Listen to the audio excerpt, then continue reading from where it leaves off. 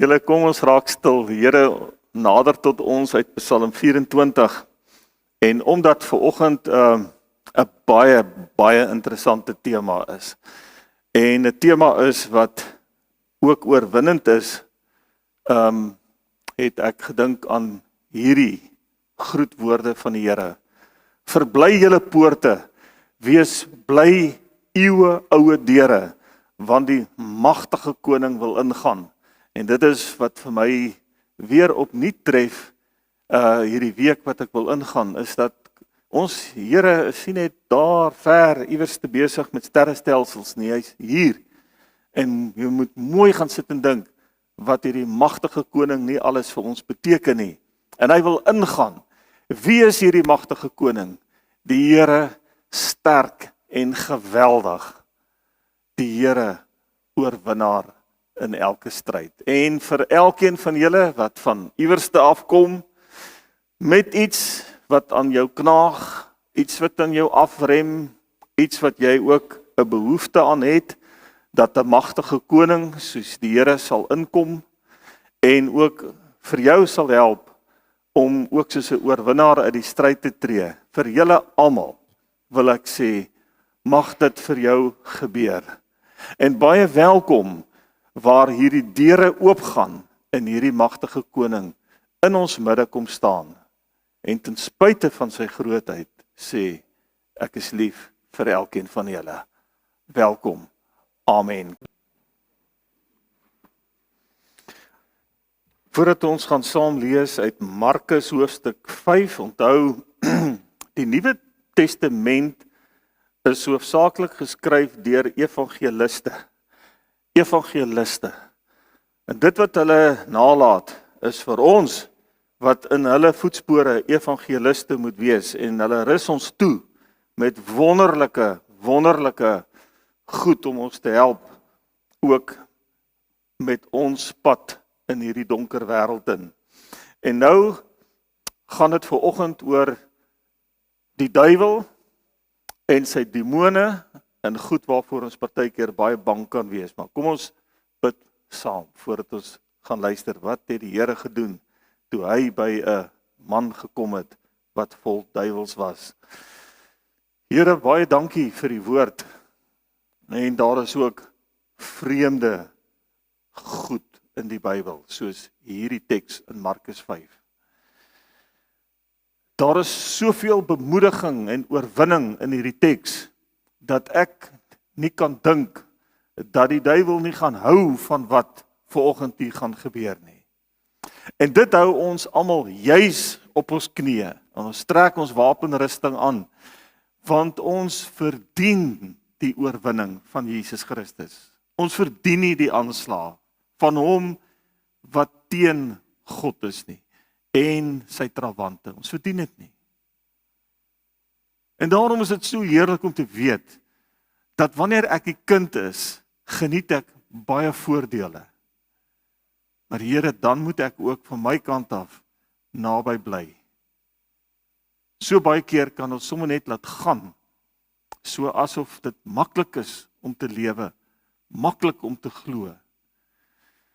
Here, wil U vanoggend weer vir ons, wanneer ons die stof kom afblaas van hierdie teks, opnuut kom verfris, maar ook toerus om toegewyde kinders en soldate te wees van hierdie koninkryk van U. En ek bid dat U sal meer kom doen as 'n mens se stem en 'n mens se ore. En dit bid ek in die naam van Jesus Christus en van die Heilige Gees. Amen.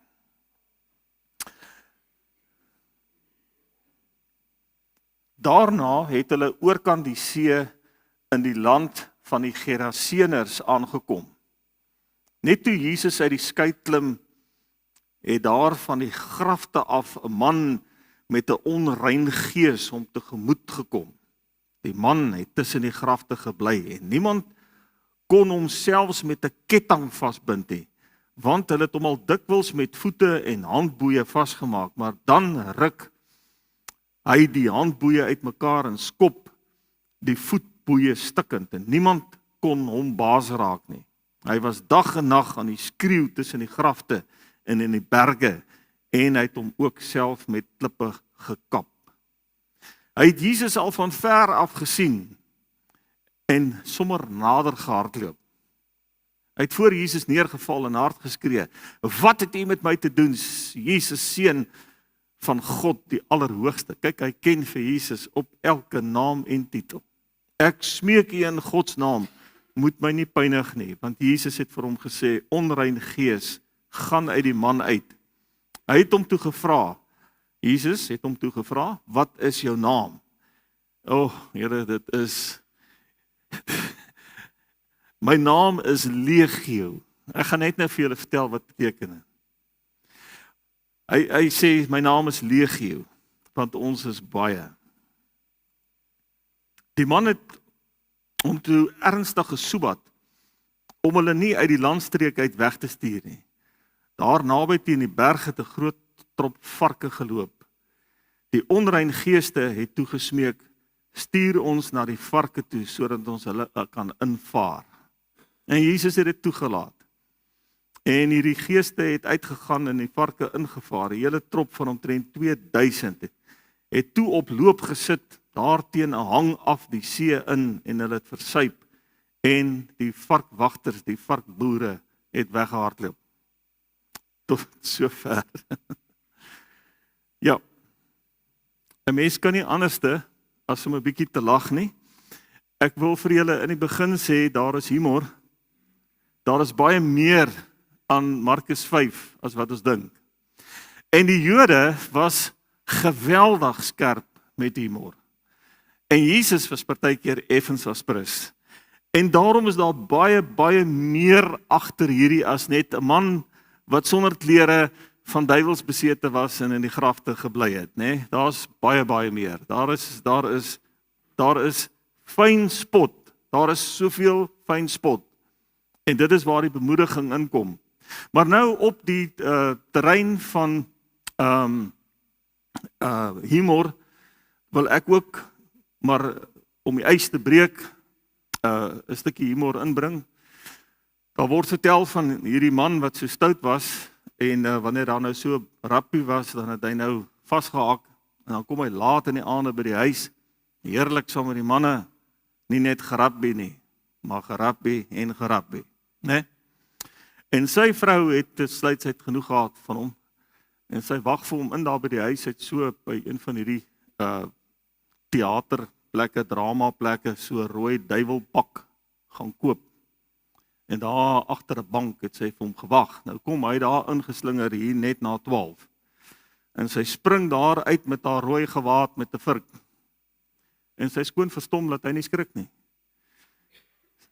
Sy kan toe nou dit nou nie meer uithou nie. Sy sê nou, hoekom skrik jy nie? Hy sê nee man, ek is al oor die 30 jaar met jou suster getroud.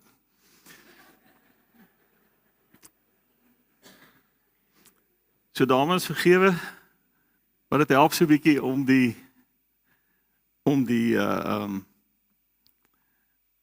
ys te breek oor 'n baie interessante onderwerp. Nou, ek was in my geloofsreis van die begin af bewus van die subtiele misleiding van die duiwel. Dit wat Paulus ook skryf in die brief aan Korintiërs, pas op, hy openbaar hom as die seun van die lig. Met ander woorde, ek het nie die duiwel gesien in ekstreme bangmaak goed, min of meer wat hier gebeur het in Markus 5, in hierdie landstreek wat as Decapolis bekend gestaan het. Nou, ek was eers op universiteit toe daar 'n belangstelling gekom het, literatuur het verskyn en van ons studentemaats het by Middestad bediening betrokke geraak en hulle het betrokke geraak by sataniste, ouens wat regtig in die satanisme ingegaan het. En een van hulle het kom vertel van die goed wat gebeur het. En ek moet vir julle sê, dit my bang gemaak, jy weet.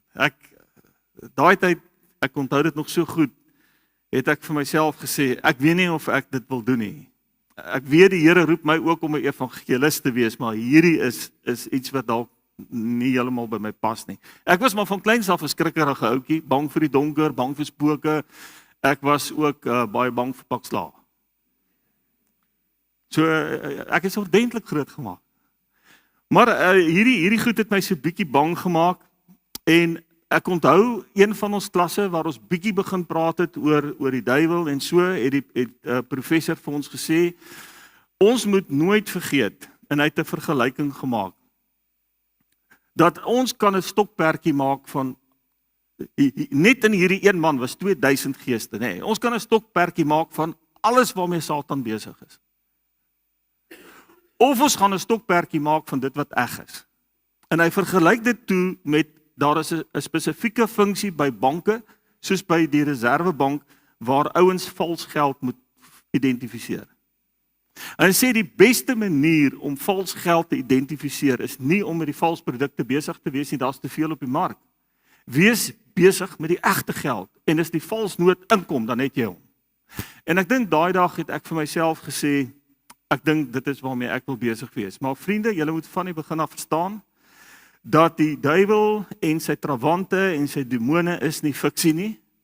En die feit dat ek vir 'n lang ruk of dit is nie my spesialis area nie, nee. Dit maak dit nie dat ek dit ontken nie. Hoegenaamd ontken ek dit nie. Die duiwel is 'n persoon wat teen God is en teen die kerk is. En partykeer word ons mislei op subtiele maniere en partykeer ekstreem, soos in hierdie geval van 'n ou wat nie met ketTINGs vasgebind kan word nie, wat tussen die grafte bly, wat naak rondloop en wat homself met klippe kap. Nee, dan het 'n ou ekstreme goed. En nou wil ek ook vir julle sê en ek prys die Here daarvoor dat hierdie ekstreme goed is min. Dink net ons moes nou na week 'n paar mense hier bevry van duiwels. En die duiwels is hier in die varke in en die varke is in die see in. Ek kan net dink hoe die dierebeskermingsvereniging op ons gaan neerdaal. Maar ongeag dit, kom ons wees met mekaar eerlik, dis traumaties. Dis traumaties. Hierdie goed is nie vir die, soos hulle in Engels sê, vir die faint-hearted nie. Nee, hierdie is regtig traumatiese goed. En ek wil vir julle sê, in my hele lewe, as kind van die Here en waar ek groot geword het tot nou toe, het ek nog nie duiwelbesetenheid teëgekom. Prys die Here daarvoor. Ek ontken dit nie, ek sien dit, ek weet dit gebeur, maar iewerste is daar mense wat al die hekke oopgemaak het vir Satan. Nou, 'n baie belangrike ding wat ons hier moet weet is dat hierdie gebeure vind nie plaas in Israel nie. Dit vind nie plaas tussen die Jode nie. Dis Jesus wat die grens oorsteek na Decapolis. Dis 'n heidense dorp daar in die middel van Israel. Israel was in die tyd van Jesus heeltemal metropolitaans. Dit was gemeng geweest. Die Romeine het ingekom, Grieke.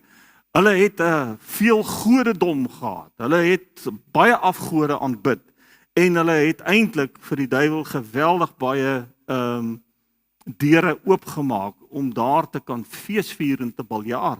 Maar Jesus steek grense oor. Hy bly nie net by die Jode nie. Hy steek grense oor. Met ander woorde, ons is hier tussen die heidene. En dit is veral waar 'n mens baie keer hierdie tipe van verskynsels kan verwag. En sê net vir die Here baie dankie daarvoor. Maar ek wil dan die vraag vra waarom Jesus die duiwelsvarke toegestuur het, nê. En hier is soveel wat op ons wag vanoggend. Ek kan nie wag om dit met julle te deel nie. Ek wil net eers begin deur te sê dat die fiksie ook rondom demone ensovoorts is aan die orde van die dag. In 1971 is die eerste keer is daar so 'n boek geskryf, dat ek net daai ou se naam mooi kry, William Peter Blatty. Hy het hierdie boek geskryf, The Exorcist, né? En hy het binne 'n kort rukkie 13 miljoen kopieë verkoop, wat net wil sê, ons is half geïnteresseerd in hierdie goed. Veral as dit fiksie is. En kort daarna is daar 'n film gemaak en die films het nooit opgehou nie. Tot omtrent 3 jaar gelede was daar nog die Pope's Exorcist wat nou onlangs verskyn het, pas 3 jaar gelede. Dit sê net vir my, daar is geweldig baie sensasie rondom hierdie goed. Maar nou hoor ons dit by mense ook. Ek hoor dit by julle. Ek word aangeval deur die duiwel. Ek hoor baie van julle sê by my werk ek soos wat Jesus die grens oorgegaan het na Decapolis toe. Is ons nou in die nuwe Suid-Afrika waar ons grense oopgegaan het. Ons werk saam met mense wat nie Christene is nie en dit voel of die demone my aanval daar. Ek het dit al gehoor. En ons kan verskriklik bang word, soos wat ek bang geword het hiervoor op universiteit, die literatuur ensovoorts wat ek hieroor gelees het. En kom ons begin nou so 'n bietjie nader beweeg en ons probeer verstaan wat het hier gebeur en wanneer Jesus die grens oortree en wanneer Jesus opdaag en nie net een duiwel kom voor hom te staan nie. Legio, sommer 2000 van hulle. Daar is so uitbeelding. Interessant, daar was 'n tipe van 'n sielkundige handboekie geskryf al in die antieke tyd, waar hulle gesê het, jy moet uitkyk vir iemand wat in die nag ronddwaal. Sien van julle wat 'n bietjie ronddwaal in die nag, sukkel om te slaap? Dan vergeet om jou klere aan te trek. Tussen die graf te gaan bly, nou jy weet, die antieke wet was dat 'n dooie mens was onrein. So die wat met hulle gewerk het, moes deur geweldige rituele gaan om weer rein te word. So as jy nou in die graf te gaan bly, dan is jy 'n absolute onrein wese. En dan nog het jy die vermoë om jouself seer te maak. Hierdie ou het homself met klippe gekap. Nou hierdie ou het nou redelik aan hierdie riglyne voldoen. En as Jesus in Decapolis instap, dan kom hierdie wesen aanvanklik, dit is so 'n mens dit sien, hè, kom aangestorm. Hy storm op Jesus af. Nou val hy voor Jesus neer. En die eerste ding wat hy sê in Grieks is, wat is daar tussen ons? Of, wat het ek met u te doen? Dit beteken eintlik dat hierdie besete en hierdie klomp duiwels nou eintlik vir Jesus uitdaag. Hulle wil hom eintlik uitdryf. Wat is daar tussen ons? Sê eintlik, luister, hier's 'n grens. Jesus, jy het die grens oorgesteek hiernatoe. Hier regeer ons. Los ons uit. Gaan daar na die Jode toe. Dit is waar jy moet wees. Los net uit. So hierdie geeste probeer eintlik nou vir Jesus uitdryf. Maar dit werk nie. Dit werk nie. En Jesus vra vir hom, nadat hy absoluut Jesus op sy naam, seun van die Allerhoogste geïdentifiseer het. En dit was ook 'n ding in die antieke tyd, as ek jou naam en jou status en jou titel het ek mag oor jou. So dit is waarmee hierdie duiwels aangestorm kom, maar wat nou wonderlik is, nee, dit is waar die fyn humor is. Die duiwel weet van Jesus. En die duiwel weet, daar kom 'n dag van afrekening. En ewe skielik is Jesus hier. En hulle kom sommer aangehardloop, hulle weet, dag van afrekening is hier, maar ten minste moet ons daarmee met bravade kom. Spreek Jesus aan op sy titel, kry mag oor hom en sê vir hom, wat is daar tussen ons? Wat het jy met my te doen? Los my uit, gaan. Nee wat, Jesus staan vas. En nou vra Jesus vir hom, wat is jou naam? Want nou wil Jesus presies dieselfde hê. As ek jou naam het, dan het ek weer gesag en mag oor jou, nê? En hy sê Legio. My naam is Legio, want ons is baie. Ek staan en ek kry hoendervleis hier voor julle. Kyk na daai opskrif op die skerm. Die Romeine het militêre basisse gehad. En hierdie militêre basisse se name was Legio nommer 1, Legio nommer 2, Legio nommer 3, Legioen nommer 4, Legioen nommer 5.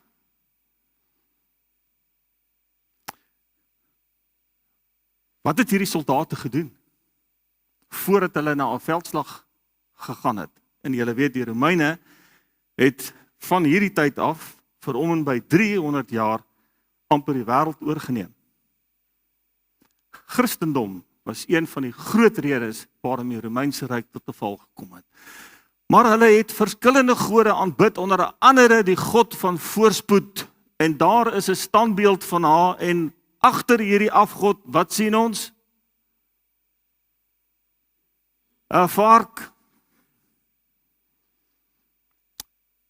Hierdie legioen soldate het 'n vark geoffer vir hierdie afgod, sodat hulle kan oorwin.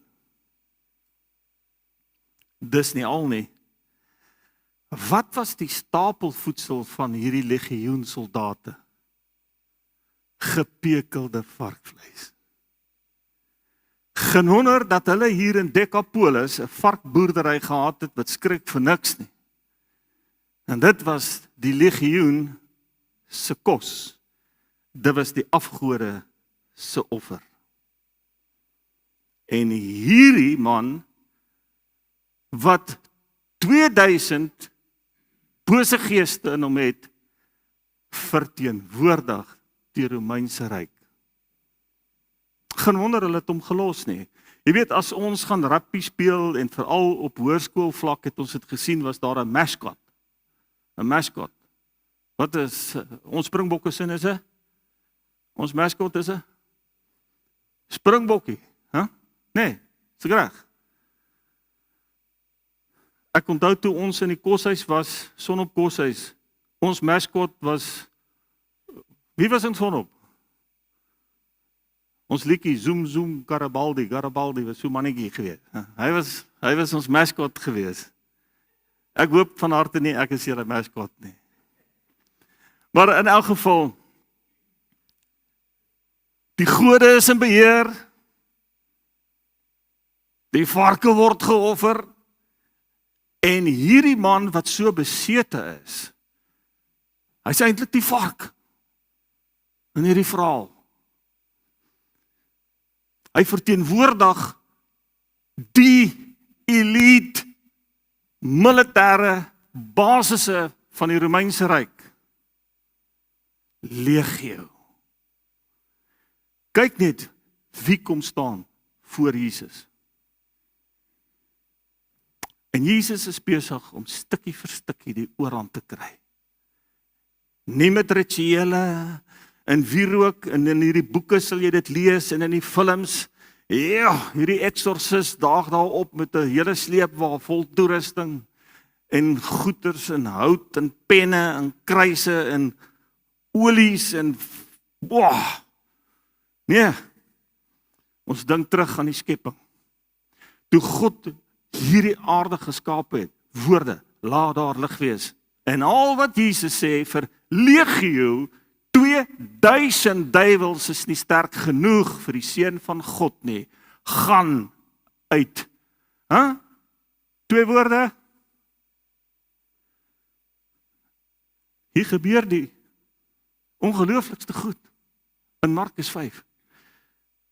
Hierdie duiwels begin smeek, asseblief, moet ons nie pynig nie, moet ons nie onderwêreld toe stuur nie, en dan kyk hulle en hulle sien, legio sien, hulle eie elite soldate se kos wy, varke. 2000 van hulle. En dis vir hulle 'n briljante plan. Dit is absoluut lagwekkend. Stuur ons na die varke toe. Die varke verloor toe hulle varkies, en hulle gaan versuipel in die see, en die hele legioen weermag van die Romeinse ryk is 2000 geslagte varke kort.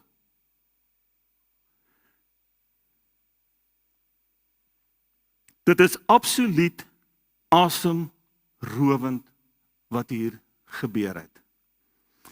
Nou, vriende, wat ek hier uithaal is aan die een kant die gesag en die mag van Jesus en hoe belangrik dit is om hom aan my kant te hê. Daar is fyn spot hier in Markus 5. Maar die tragedie is dat Jesus ook wys op die gevaar van die selfvernietigende karakter van die duiwel. Daar is nie in die duiwel lewe nie. Daar is nie in die duiwel integriteit nie.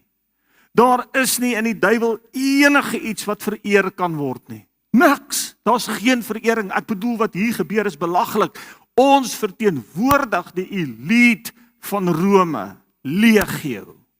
En ons het hulle kos nodig om die wêreld te oorwin. En ons sal daarin vaar en ons sal ons eintlik self vernietig. En dit is die hoofboodskap vir ons as Christene. Ons as evangeliste wat in die voetspore van Markus, Lukas en Matteus en Johannes moet volg, is ons moet dit hoor, die selfvernietigende karakter van die duiwel. Maar nie eers 2000 is sterk genoeg teen die bloed van Jesus Christus nie. En daar is niks waarop jy kan trots wees nie. Niks. Niks wat die duiwel kan wys, wat enige mens kan wil sê, ek wil dit nastreef. Dit is iets wat gevier moet word met verering, soos wat ons lofliedere sing. Hoe op aarde, hoe laag moet jy daal om die duiwel soveel vatplek te gee in 'n mens se lewe. Nou hierdie is 'n ekstreme geval waar die duiwel op so bonatuurlike en bose manier in besit geneem van 'n mens wat God se beeld is, nê. 'n mens wat God se mens is, al was hy 'n heidense mens, daai ou tussen die grafte was nog steeds God se mens. En nou ontdek ons ook weer hoeveel keer die Bybel vir ons vertel van Jesus se liefde, wat hierdie man nie kan los nie. Kan ons nie net hierdie man bevry? Kan hy nie net weer normaal word? Kan hy nie net weer 'n mens word wat waardigheid het en soveel meer kan wees as toe daai 2000 bose geeste van hom in besit was nie? En dit is wat ek ook ontdek, dat Jesus nie opgee op ons nie. En dat hy ons wil bevry en wil help. Nou die ander kant van hierdie saak sal altyd vir my wees die subtiele misleiding van die duiwel. Kyk, Paulus skryf aan die gemeente in Korinte, julle moet lig loop, want hy openbaar hom as die seun van die lig. Hy kom nie altyd soos hierdie besetene van Gadara nie. En kom val voor jou neer en gil en skree en kap homself met klippe en breek die boeie. Ek bedoel, as jy daai goed sien, ja. Nee. Ons moet net so waaksaam wees vir die subtiele, die normale goedjies waar ons as kinders van die Here, lidmate van die kerk, predikant, maak nie saak wie jy is, ons is naderhand gewoond aan deure oopmaak vir die verkeerde goed. En dan gebeur eintlik niks.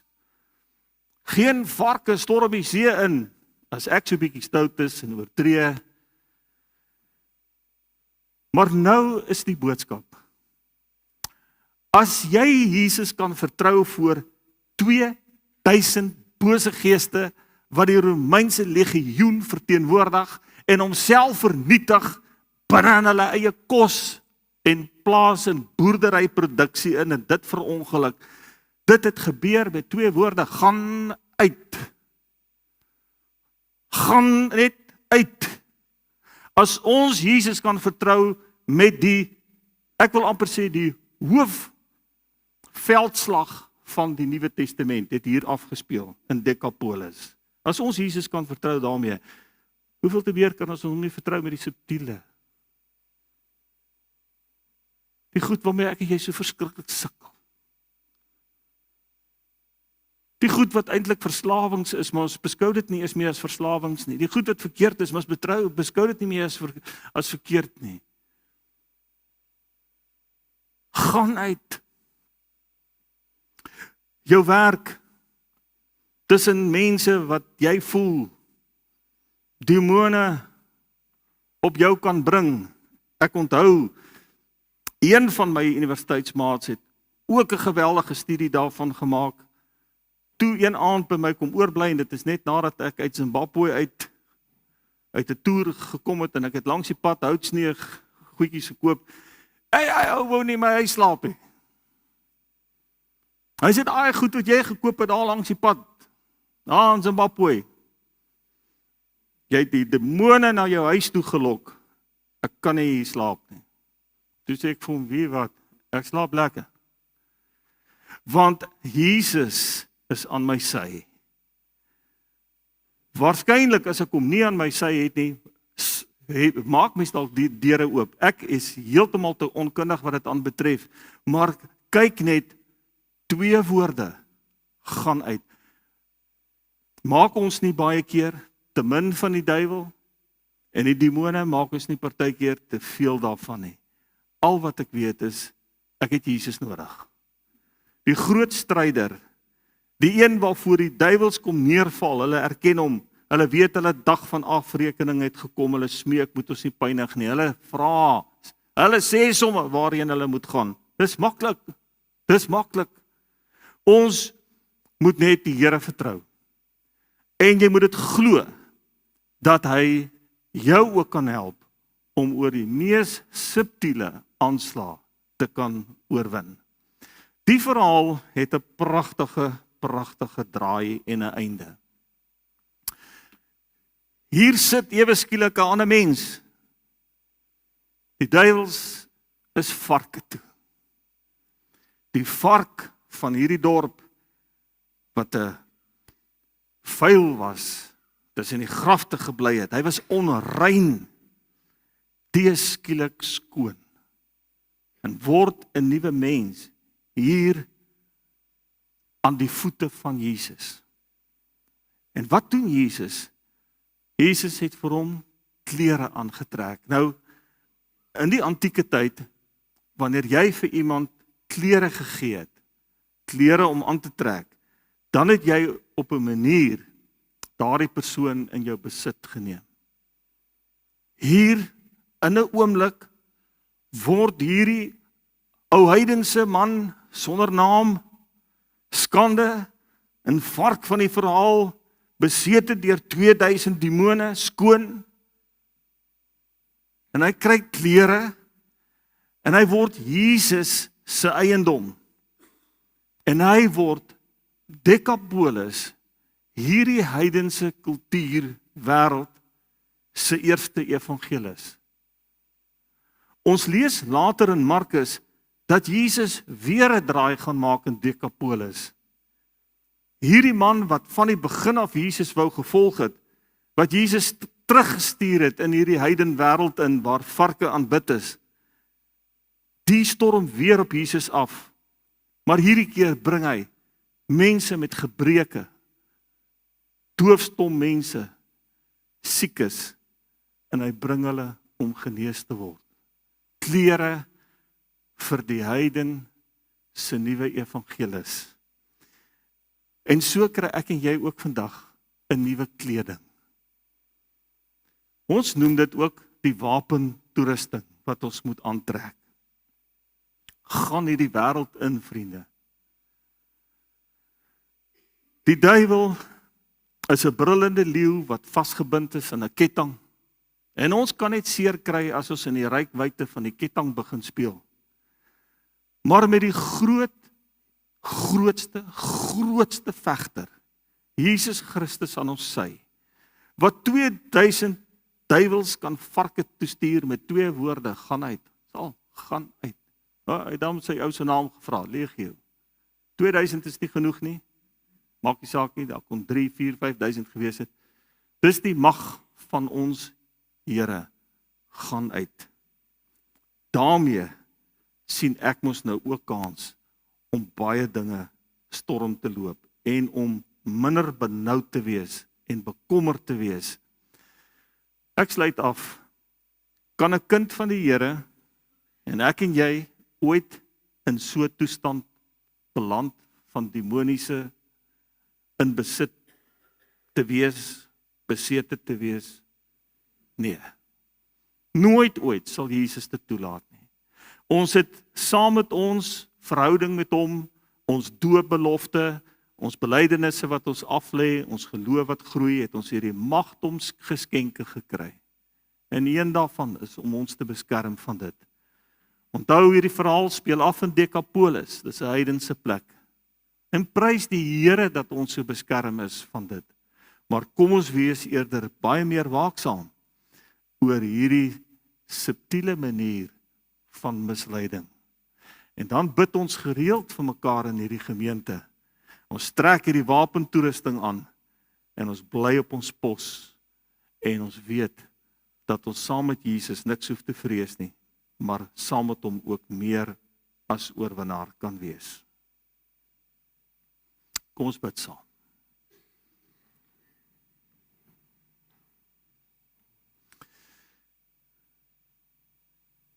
Here, as ons vanoggend weer eens besef dat ons evangeliste is en dat ons geroep is in hierdie wêreld in, 'n wêreld wat vir ons moeg maak, 'n wêreld wat ons bang maak, dan sien ons sommer net opnuut kans daarvoor.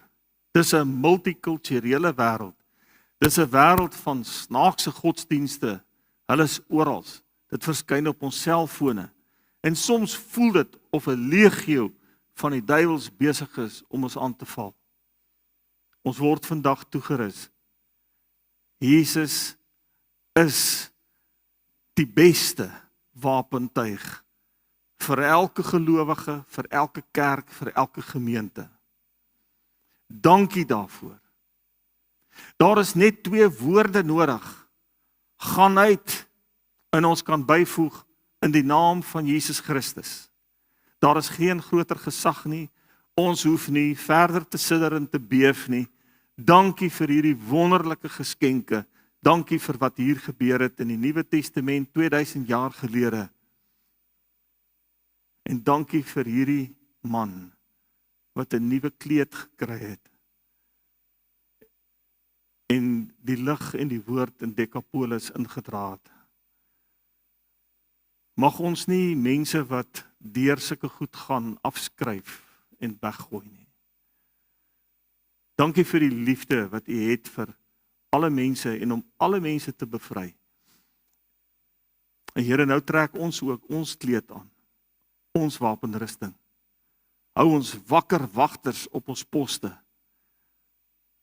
Ons hoef nie 'n duiwel agter elke bos uit te skop nie, maar hou ons net waaksaam, getrou, en laat ons meer die deure toehou as wat ons die deure oopmaak.